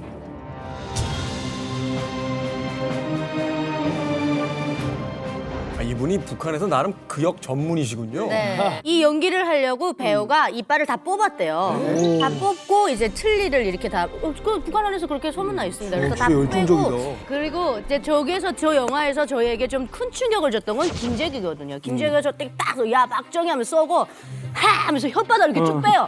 하 내된 미국이 있다 이러는 거거든요. 그래서 우리가 저걸 보면서 부글부글 끓었어요. 미국 놈들은 우리의 반쪽 땅을 이렇게 완전 미군정이 들어와 통치를 하고 저렇게 무정부 상태로 만들어놓고 빨리 저것을 통일해서 남조선 동포들을 우리가 빨리 통일해줘야 돼. 그런 마음 막 부글부글 끓어오르게 했고 그 저 영화가 정말 우리에게 그 상상 속의 남조선을 만들어줬어요. 근데 저 대통령이 매력적으로 나와가지고 남조선 대통령은 저런 모습도 있고 이렇게 여자들이 팬도 생겼다 그래요. 그러니까 역효과가 났고 그리고 아까 보면 이거 사정장군 이거 달고 났잖아요. 군복이 너무 멋있는 거예요. 야 남조선 군복 봤어? 맵자더라? 막 이러면서 우리끼리 그런 얘기 해가지고 당분간 맵자단 얘기 그거 하지 말라고 저거. 저 역효과도 있었어요 조금. 아니 아까 그 장면이 좀 매력적인 것 아니에요? 진화동무 앞으로 국제 정세는 어떻게 될 것 같소? 그 헌명자가 유명해요 저기서. 자, 그렇게 1979년 정말 격동이라고 할 수 있는 한반도의 한 해가 이제 저물어갑니다. 한국은 핵 개발을 멈춰야만 했고요. 그 결과로 주한미군 철수도 이제 내용적으로는 이제 멈춘 그런 어떤 상태가 유지가 됐죠. 그런데 15년이 흐른 1994년도에 이번에는 북한발 핵전쟁 위기가 찾아옵니다. 85년도입니다.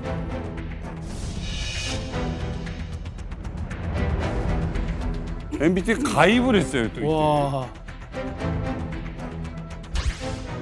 자, 이제 니네 검증 좀 받아.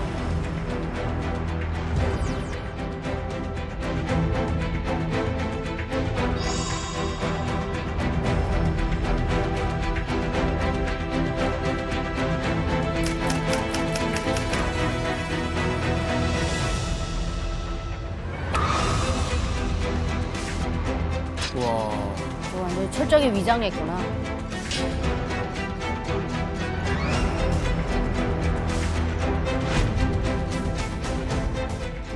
북한이 핵 문제를 가지고 드디어 모험을 시작했습니다. 북한은 오늘 돌연 핵 확산 금지 조약에서 탈퇴하겠다고 일방적으로 선언했습니다.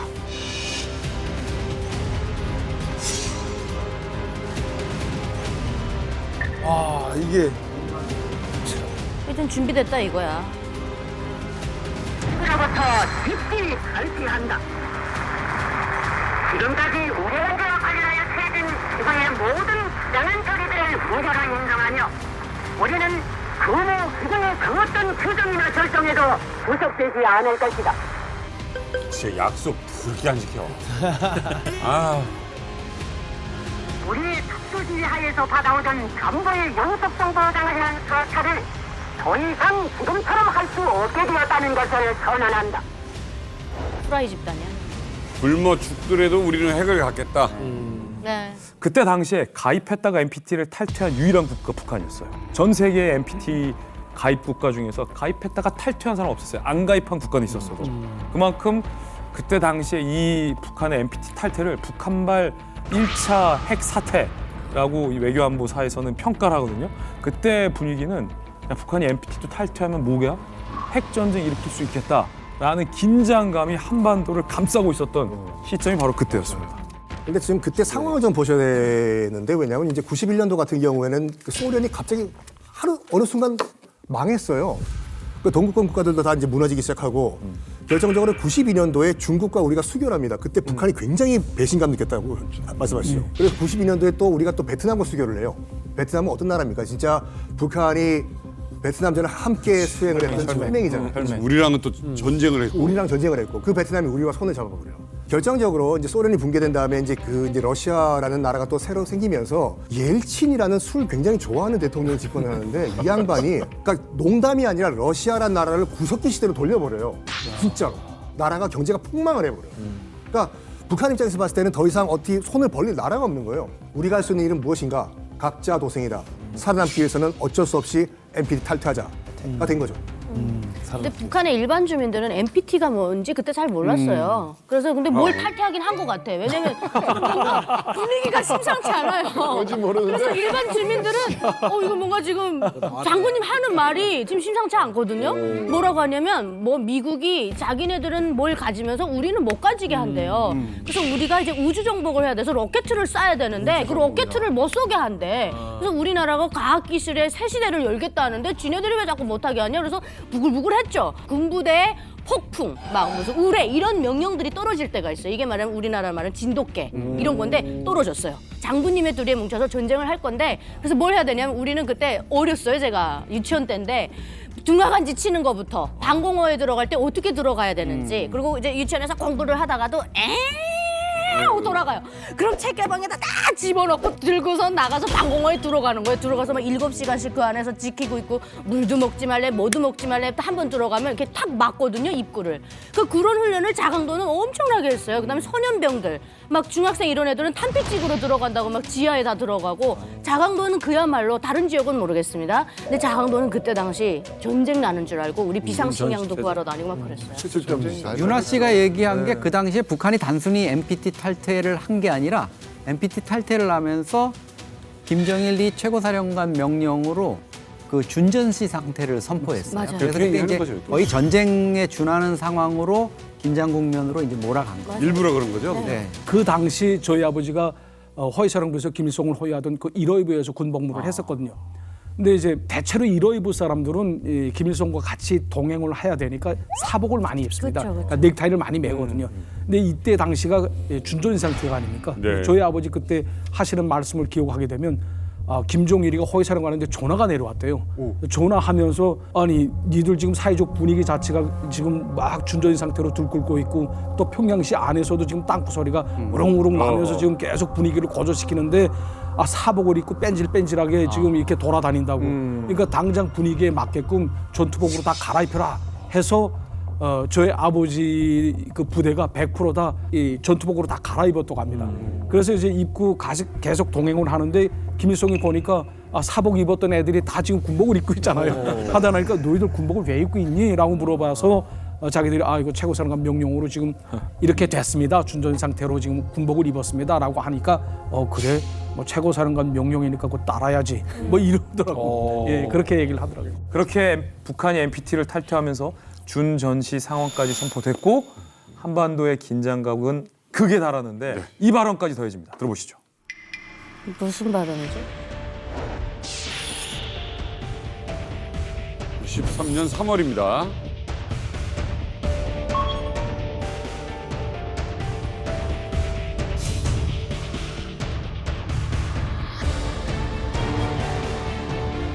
자, 이거 다시 좀 잘해보자라고 만난 거예요.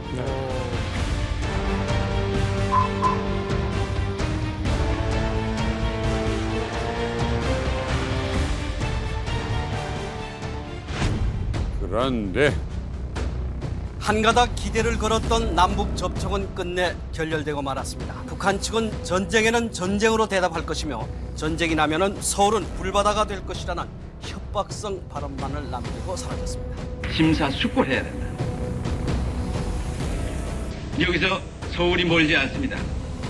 전쟁이 일어나면은 불바다가 되고 말아요. 불바다가 되고 말아요. 자, 그 유명한 불바다.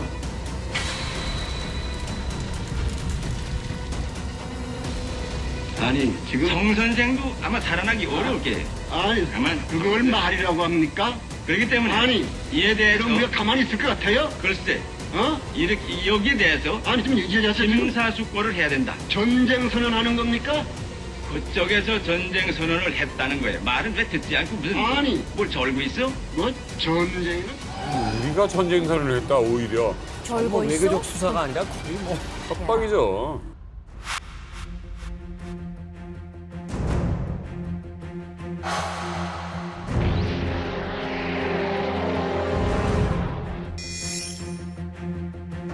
뭐 아무튼 사재기 사건이 난리가 납니다. 지금 40박스 좀 전에 들었는데 다 나갔어요. 평상시에 뭐 한 6-7대 돼요? 빨리 따로라고. 다 뭐하고 있냐고 그러지. 아는 사람들이 그럼 다 그러지. 그러니까 모처럼 이제 굉장히 놀란 거예요.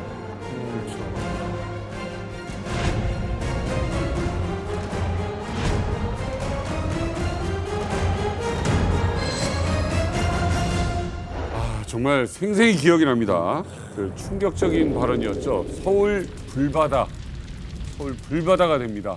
정말 저 장면은 잊혀지질 않아요. 그럼요. 저는 이제 저 때 대학생이었는데 뉴스에서 이 장면이 계속 반복해서 나왔어요. 서울 불바다 발언. 제가 사실은 이렇게 사람 이름을 잘 기억을 못 하는데 제가 박영수라는 사람은 하도 반복해서 나오고 너무 강렬하게 서울 불바다 됩니다라는 얘기를 하는데 저도 사실은 여기 나왔는데 저희 어머님하고 마트 가서 혹시 모르니까 좀 뭐 좀 사놓긴 하자라고 해서 이 사재기 대열에 동참했던 사람이기도 해가지고 굉장히 강렬히 남아 있습니다. 이게 1994년 3월 19일이었으니까요. 북한이 NPT 탈퇴한 지 정확히 한 1년 정도 될 즈음입니다. 근데 분위기는 사실 별로 나쁘지 않았어요. 왜냐하면 북한의 NPT 탈퇴 준전시 사태 때문에 긴장이 고조되니까 이거 좀 풀어보자.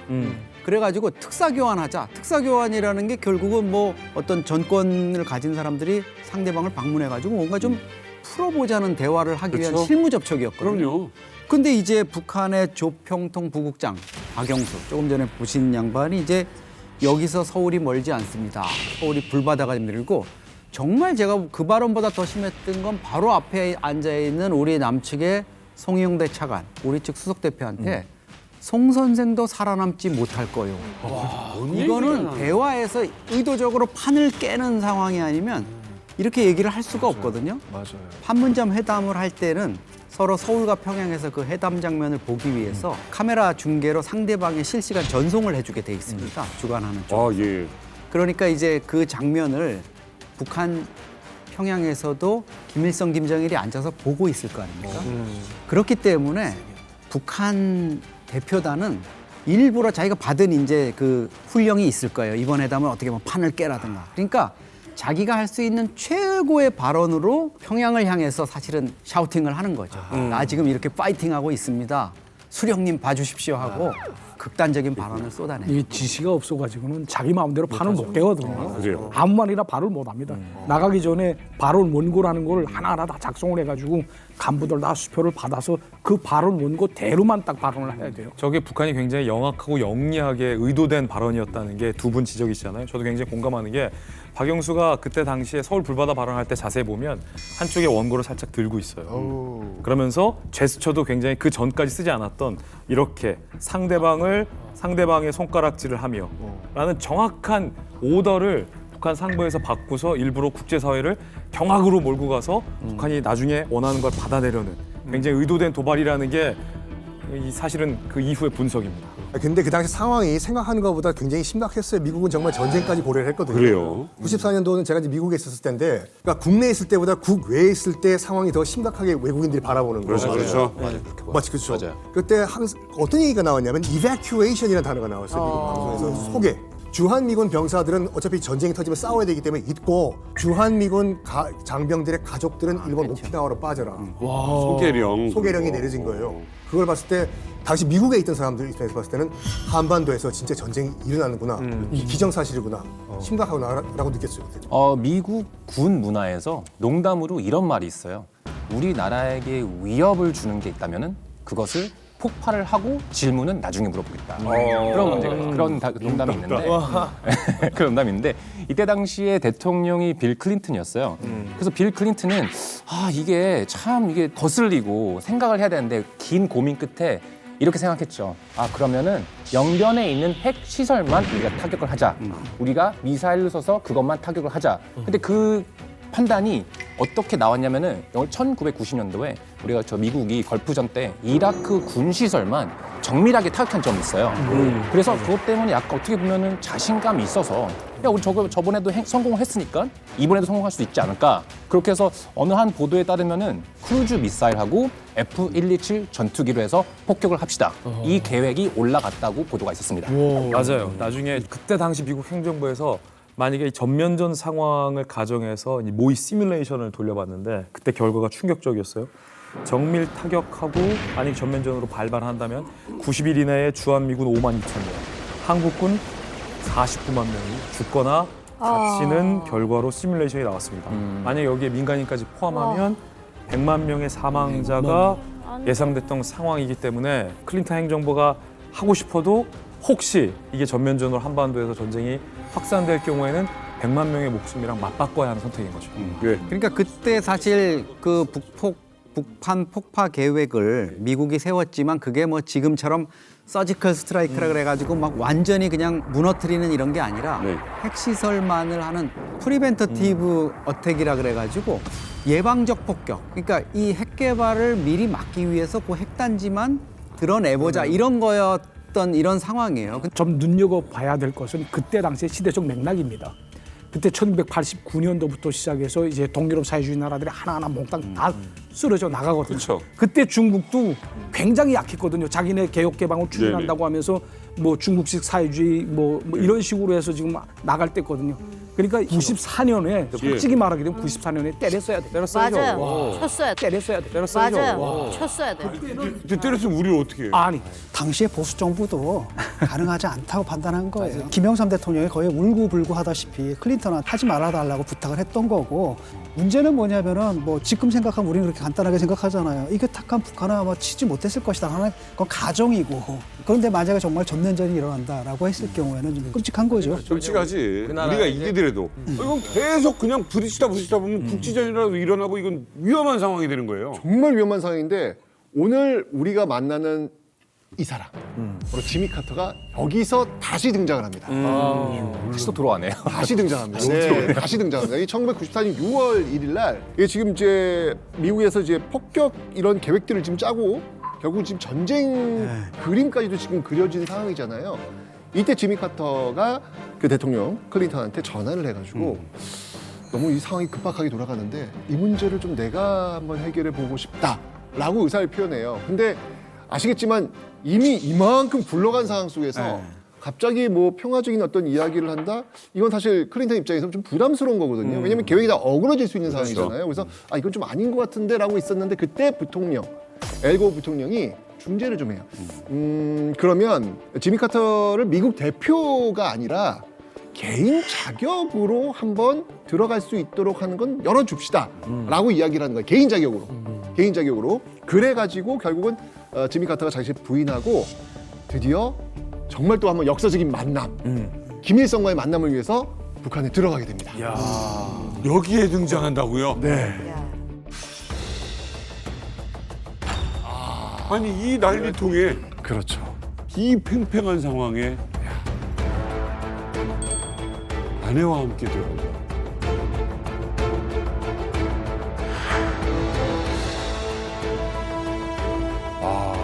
표정이 이제는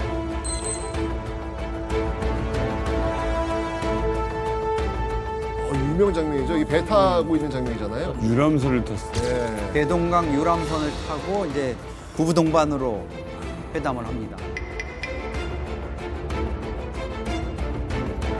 I personally believe that the crisis is over. The next step, obviously, is to make sure that the agreements that were worked out between me and him are carried out. 이야, 개인적으로 우리가 끝났다고 믿습니다.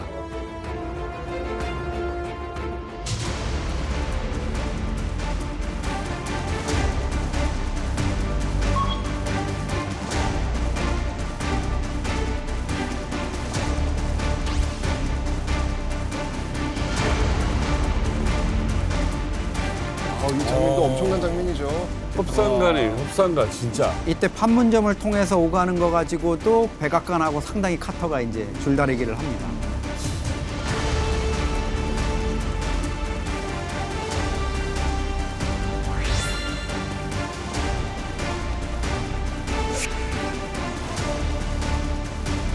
급작스러운 일이네요, 진짜. 이제 장수하고 시간만 정하면 되는 것입니다. 언제 만나자, 어디서 만나자, 요것만 이제 합의를 보면 되는 겁니다.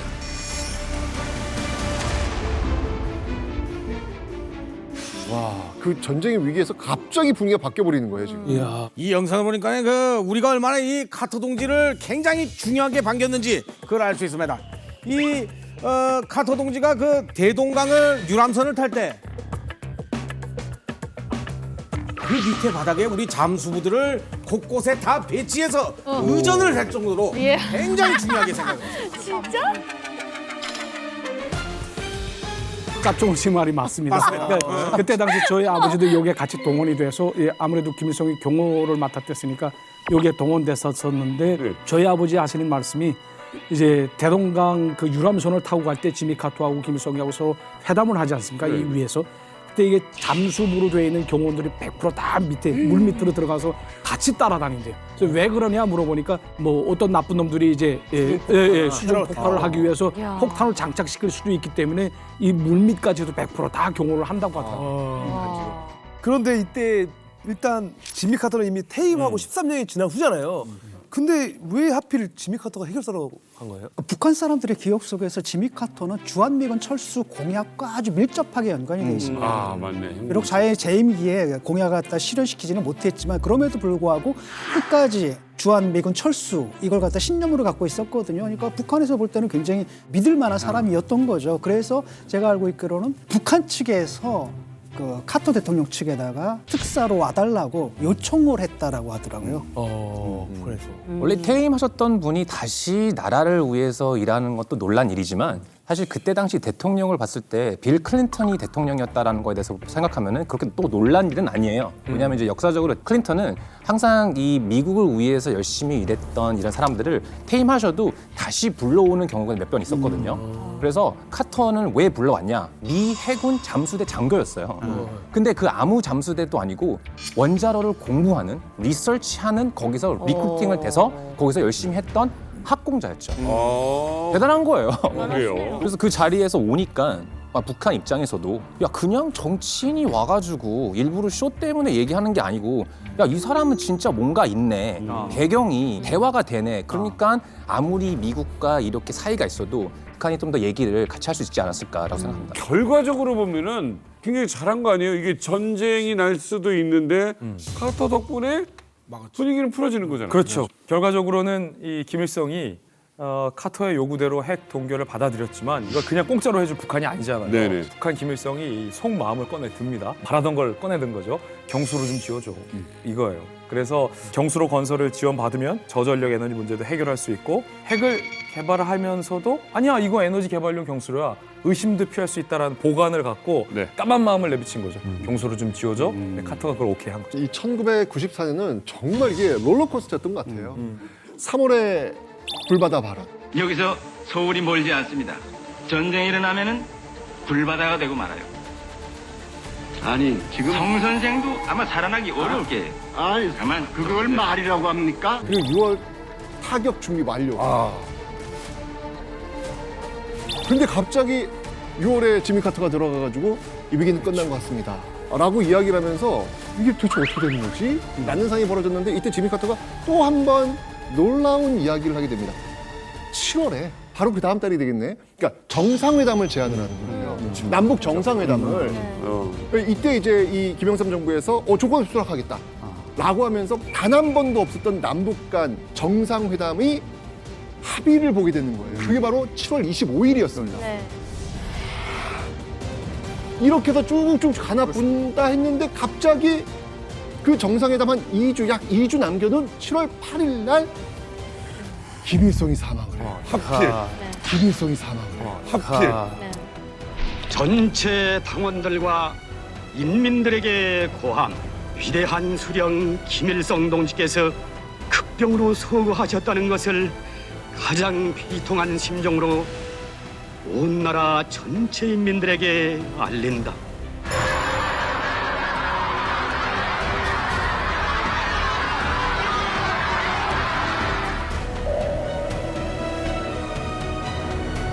아니 이게 저는 하필 어떻게 이럴 수 있을까? 북한 안에서도 그때 두 분이 만나면 고려 연방제로 우리 통일된다 그랬어요. 그래서 북한 안에서도 막 난리 났었어요. 또 하나 맥락이 뭐냐면은 김일성과 김정일이 다를 가능성이에요. 다를 가능성이 있다는 겁니다. 그러니까 김일성 같은 경우 굉장히 전통적으로 아직도 민족 대합, 통일이 가능하다고 본 거고 이분이 만약에 우리 체제 보정만 해준다고 한다면 뭐 이런 생각들을 했던 것 같고 반면에 이제 김정일 같은 경우는 그거 아니다. 우리 끝까지 핵을 가져야 된다. 이런 게 있고 그러다 보니까 이제 어떤 얘기까지 나온 거예요. 아니 정상회담 앞두고 왜 죽어?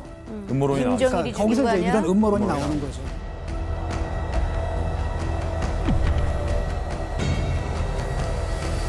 근데 비하인드 스토리가 하나 있습니다. 지금 대동강변에서 그 김일성과 카터가 유람선을 타고 지금 회담을 하고 있을 때 그 뒤에 이 회담을 느긋이 바라보고 있던 대한민국 국적의 우리 국민이 한 명 더 있었어요. 북한과 미국 사이에 징검다리가 될 수 있도록 만들어졌던 이 인물 누굴까요? 누굽니까? 누구야? 세상은 넓고 할 일은 많다. 김우중 배우 회장이었어요. 배우 회장이 거기서 나왔구나. 세상은 넓고 할 일은 많다. 김우중 배우 회장이었어요. 배우 회장이 거기서 나왔구나. 한국 기업의 회장님이 어떻게 이렇게 김일성하고 연결이 될 수 있어요? 김우중 회장은 자기 평생 이렇게 얘기했어요. 난 정치인도 아니고 난 사업가다. 돈이 되는 곳은 난 어디든지 간다예요. 그래가지고 70년대, 80년대 때 리비아에 들어가요. 아시다시피 리비아는 카다피 사회주의 정권이기 때문에 미국과는 서로 왼수였거든요. 그래서 이제 카다피 정권 하에서 수많은 인프라 공사를 해줬는데 엄청납니다. 외국 기업이 6개월 만에 만들어주겠다라고 한 건 대우가 3개월에 해주겠습니다. 와 반으로 그냥. 그래서 공항, 병원 싹 다 지어줘요. 그래서 그 당시 대우건설이 리비아에 있는 도로의 3분의 1을 건설해줘요. 오죽했으면 그 회고록 보다가 저도 깜짝 놀란 게 뭐냐면 카다피도 고마웠는지 대우건설 숙소에 카다피가 찾아와가지고 김우중 회장과 같이 탁구 게임을 했대요. 회장님 나이스 딱딱 카다피랑 딱 붙였다고요? 김우중 회장이 그렇게 하지도 않은 말을 못해서요. 아까부터 롱타임머시 때부터 알아봤어. 김우중 회장이 탁구 쳤다고 언제 회장님 나이스 샷에 카다피가 있다고 그러세요? 그거 좀 각색을 한 거고. 여기서 지금 역사 쓰시는 거 아니야? 역사에 양념 좀 하지 마요. 알았어. 재밌긴 재밌어. 카타피가 딱 보고 지금 대우가 종합상사가 미국에도 진출해 있지. 그러면 김우중 회장이 미국과의 그런 그 교섭에 메신저가 좀 됐달라. 해서 결국 성사를 시켜줘요. 미국과 리비아를요. 그거를 누가 봤냐면 전두환 대통령이 본 거예요. 김우중 이 친구를 경제 특사로 북한 한번 보내볼까? 그래서 이미 그 88 올림픽 전후로 해가지고 김우중 회장은 북한에 들어갔는데 이때는 북한 들어갔다 돌아오면 철컹철컹이잖아요. 그렇죠. 그래가지고 어떻게 그 회고록에 따르면 어떻게 북한에 갔냐? 일단 베이징으로 가요. 베이징에 가서 북한 당국자를 만나가지고 북한 여권을 받고 들어가요. 와. 북한 갔다 왔다는 거를 티가 안 나게 하기 위해서. 정주영 회장이 소떼에 몰고 간 거 약간 자존심이 상하신 것 같더라고요. 그래서 회고록 내내 이런 말 하거든요. 남북 교류에 밑바닥을 깔면 나다고. 내가 먼저 했다. 보안이었네, 보안. 아니 그럼 정주영 회장님이 소떼 끌고 간 게 이제 98년이잖아요. 1998년인데 그 전부터 그럼 활동을 그럼 계속 하고 계셨던 거예요? 네, 그 김우중 회장의 전언에 따르면은 김일성과 김정일과 김우중 회장이 세 명이서 독대를 한 것이 20월이 넘는다고 해요. 그래서 김일성과의 그런 신뢰가 만들어지는 그 계기가 있었대요. 얘기를 해보니까 깜짝 놀랐던 것이 김일성이 나보다 대한민국 상황에 대해서 더 많이 알고 있더래요. 우리나라에 대해서. 단 세상이 어떻게 돌아가는지는 전혀 모르더래요. 80년대 말에 동구권이 붕괴할 조짐 보이고 소련이 붕괴할 조짐 보이고 이런 걸 전혀 모르더래요. 외교관들이 있는데요. 왜 모르지? 직언을 안 한 거예요. 혼날까 봐. 그래서 거기에 김우중 회장이 깜짝 놀라가지고 주성님 지금 바깥의 세상 어떻게 돌아가냐면 소련 붕괴되기 직전이고 지금 북한은 삼류국가로 찍히고 있고 직언을 한 거예요. 여기에 김일성이 경로라면서 이제 간부들을 부른 거예요. 너희들 왜 직언 안 했니? 맨날 혼내니까 그러지. 예? 그래 혼나니까. 그러면서 이제 김일성이 그러니까 김우중 회장한테 무슨 말을 했냐면 앞으로 세상 돌아가는 일은 김우중 회장의 말을 믿겠다. 이때부터 그러면 앞으로 계속 만나겠다라는 얘기를 계속 만나요. 이건 너무 대단한 일을 했네요, 그 당시. 김우중 회장이 남북 교류에 어떻게 보면 밑바탕을 만들어준 건 팩트인 것 같아요. 당시 김우중 회장이 굉장히 레전드였다는 데 대해서는 제가 북한에 있을 때 먼저 알았었거든요. 네네네. 그러니까 김우중 회장이 1980년대 말부터 북한의 사업 때문에 계속 왔던 것 같습니다. 그래서 저의 장인어른도 이제 1980년대 말에 대외경제위원회에서 이제 근무를 했었는데 이때 김우중 회장에 대해서 자주 기억을 하더라고요. 이 시기에 김우중 회장이 남포항 건설을 비롯해서 항만 건설에 굉장히 큰 관심을 가지고 있었던 것 같다. 중국을 비롯해서 많은 나라들이 개혁 개방을 할 때거든요. 네. 그러니까 북한에서도 이제 개혁 개방을 하게 되면 김우중 회장과 같은 그러니까 남한의 굵직한 그런 기업 회장님들이 이제 와서 북한의 인프라를 깔아줄 것이다라는 그런 생각을 많이 가지고 있었답니다. 우리가 인지하지 못했던 여러 가지 어떤 복잡한 그 정세들이 이제 90년대 이제 얽혀 있는 것 같은데 정리를 좀 해보면 지미 카터의 이야기로 다시 돌아가서 NPT 탈퇴를 한 북한을 이제 잘 구슬러서 전쟁의 일촉즉발 상황에서 어떻게 됐든 결과론적으로 그 전쟁을 막아냈고 그래서 이제 평화가 유지되게 되는데 큰 역할을 했던 거잖아요. 이 정도는 이제 평화 인권의 어떤 상징으로서 지미 카터를 이야기하는 것이 결코 무리는 아닐 것 같다라는 또 생각을 해보게 되는데요. 그래서 나중에 지미 카터 전 대통령이 노벨 평화상을 받습니다.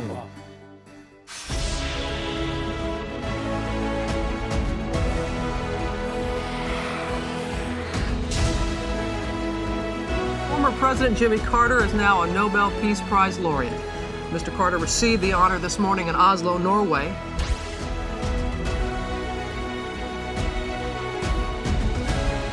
We can choose to work together for peace. We can make these changes. And we must. Thank you.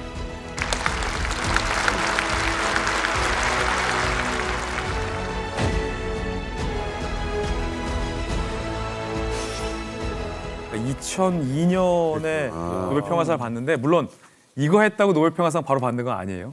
사실은 노벨 평화상을 받게 된 더 큰 이제 국제사회 분쟁 문제를 카터 대통령이 막 누볐어요. 중동과 아시아를 누볐어요.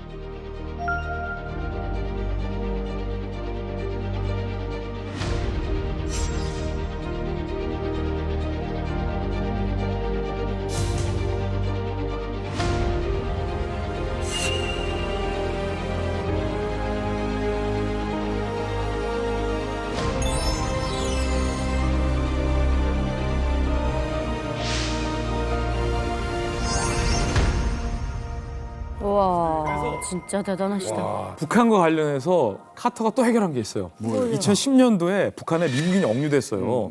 아이잘론 말리 고메스라는 미군이 억류돼 있는데 2010년에 카터 전 대통령이 다시 두 번째로 북한을 가서 억류된 사람 문제 해결하고 또 데리고 와요. 그리고 나서 2011년에는 국제 지도자들 중에서 원로 모임이 있어요. 디 엘더스인데 그 디 엘더스의 멤버로서 카터 전 대통령이 한 번 더 북한을 찾아가요. 대박이죠. 3번. 3번. 그래서 퇴임하고 나서 카터 센터를 설립했는데 그 카터 센터를 부르는 후대 사람들의 별명이 있었어요. 뭐예요? 지구촌 분쟁 해결 센터다. 그래서 우리들끼리 안 되는 거 있으면 카터 센터에서 카터 전 대통령. 그래서 그 농담처럼 한때는 문제가 있으면 카터 불러. 뭐 이런 거. 아니, 진짜 너무 훌륭한 일을 한 거네요. 많이 하셨죠. 지금 이제 많은 이야기를 했지만 사실은 1994년 이 한반도가 전쟁 일보 직전까지 가는 상황에서 막아낸 그런 공로가 있기 때문에 아마 이 노벨 평화상 수상 중에 한 큰 부분을 차지하지 않았을까라는 생각이 들어요. 근데 어쨌든 이 지미 카터가 노벨 평화상 받기 2년 전이었죠. 2000년에 김대중 전 대통령이 노벨 평화상을 수상합니다. 한반도 그 평화에 대한 기여를 인정받은 것이죠. 그런 생각이 들더라고요. 노벨 평화상을 받는 거는 정말 어려운 일 아니겠습니까? 맞습니다. 이건 뭐 하늘의 별 따기인데 노벨 평화상을 받는 가장 확실하고 가장 쉬운 방법 뭐예요? 남북 문제를 해결하는 거죠. 맞아요. 라는 생각이 듭니다. 맞습니다. 맞습니다. 제일 어려운 거. 아니 사실 트럼프도 1기 때부터 그 노벨 평화상 받는 게 꿈꾸고 있죠. 꿈이었던 거 꿈꾸고 이렇게 있죠. 했는데 그렇게 해서 이제 그렇게 김정은을 만들어 다닌 게 아닌가 네. 그런 생각이 들어요. 자, 트럼프도 지미 카터 전 대통령 못지않게 한반도 긴장 완화를 위해서 김정은을 3번이나 만났습니다. 예. 자, 그러면 과연 트럼프 대통령은 지미 카터가 했던 것처럼 남북 평화를 이끌어낼 수 있을까요?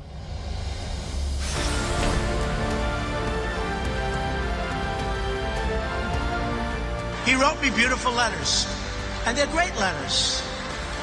We fell in love. Kim Jong-un, very smart, very tough, but he liked me, and I got along really well with him. And when we get back, I get along with him. He'd like to see me back, too. He'd like to see me back, too. 계속 김정은 얘기해요. 미치겠어. 사랑에 빠졌다. 오 마이 갓.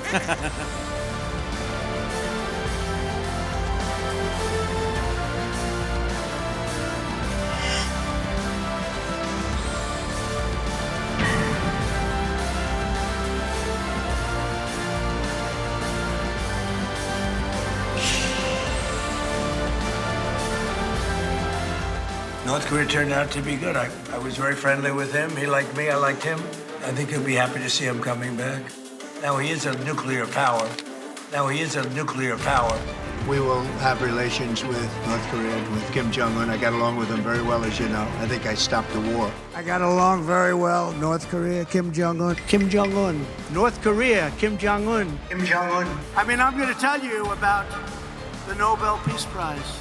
I saved a big war. Saved a couple of them. I saved a big war. Saved a couple of them.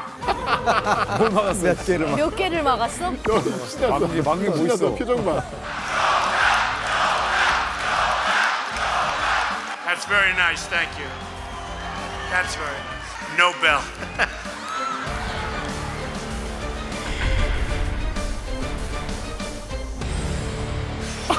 전 사실 이 영상들 보면서 이런 말씀을 좀 드리고 싶습니다. 역시 우리 람프 형님은 나의 마음을 잘 안다.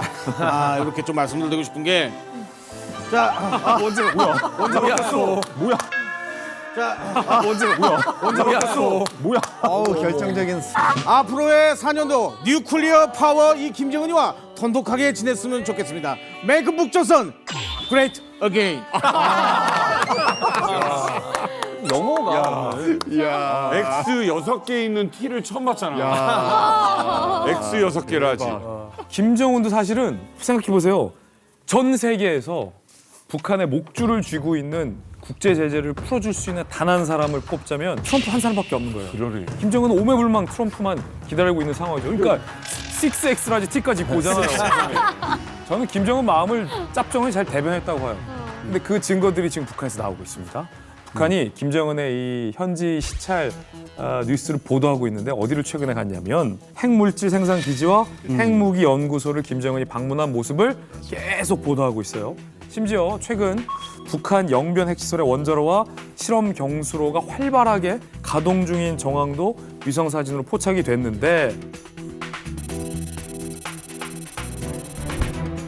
보시면 원자로 주변에서 제일 위에 왼쪽 상단을 보면 쉽게 얼어 있는 저 부분만 녹았어요. 뭐가 있네요. 그리고 밑에서 보면 뿌연 수증기가 왼쪽 하단에 찍혔죠. 이건 터빈 발전기 건물에서 발생하는 수증기입니다. 네. 원자로를 돌리고 경수로를 돌리니까 수증기와 이 뜨거운 냉각수가 배출이 되는 거죠. 이건 사실은 북한이 우라늄 핵시설에서 티 안 나게 핵물질을 생산하고 있거든요, 지금. 굳이 이렇게 꽹가리치고 북치고 장구치면서 우리 핵시설 가동하고 있어요라고 얘기하고 있는 건 트럼프 대통령이 우리와 그렇죠. 같이 이제 핵 협상하자.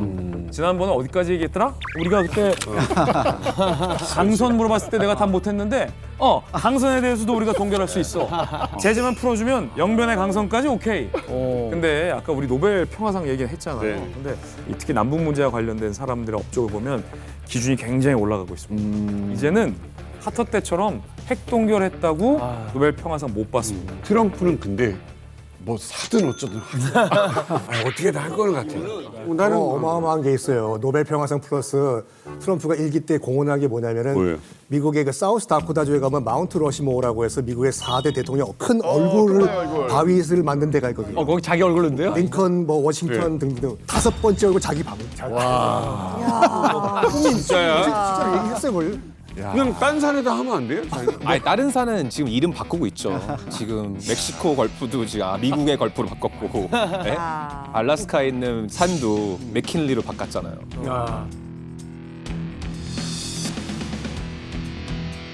오늘 사실 그냥 예전에 있었던 미국 전직 대통령이었지 했던 이 지미 카터 대통령 알고 보니 우리에게 이렇게 많은 관계가 있었다는 걸 다시금 깨닫게 됩니다.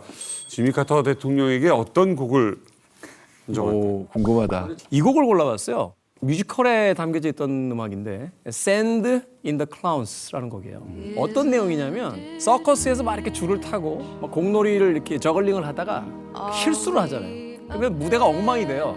그럼 이걸 수습하기 위해서 광대들이 뛰어나갑니다. 그래서 관객들의 시선을 돌리고 다시 그들의 분위기를 끌어올린 다음에 다시 다음 공연으로 넘겨주는 역할을 해요. 그런데 이 불려져 나오는 광대들은 그 엉망이 돼버린 상황들을 해결하고 다시 관객들에게 무대에 집중하게 만든 뒤에 사라집니다. 지미 카터가 그런 역할을 맡았던 게 아닐까. 멋있다. 엉망이 돼버린 이 국제 정세 속에 등장한 광대처럼 다시 그 분위기를 만들어냈던 전 미국 대통령에게 한반도의 평화를 위해서 일해주셔서 감사하다고 이 곡을 드리고 싶습니다. 와, 멋지다.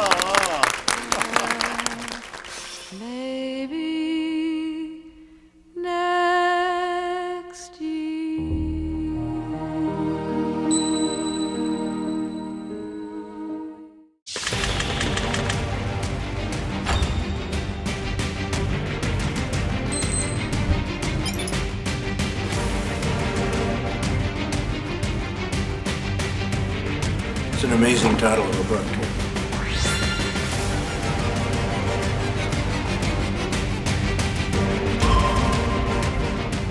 브로커가 청천벽력과도 같은 소식을 얘기합니다. 가족들이 검문소에서 경찰에 체포됐다라는 소식을 브로커가 전달해 준 거예요. 어떡해. 지역에는 모든 과목을 다 뒤졌고 다녔어. 나는 너를 도와주는 게 아니고 북한 사람들을 도와주는 거야.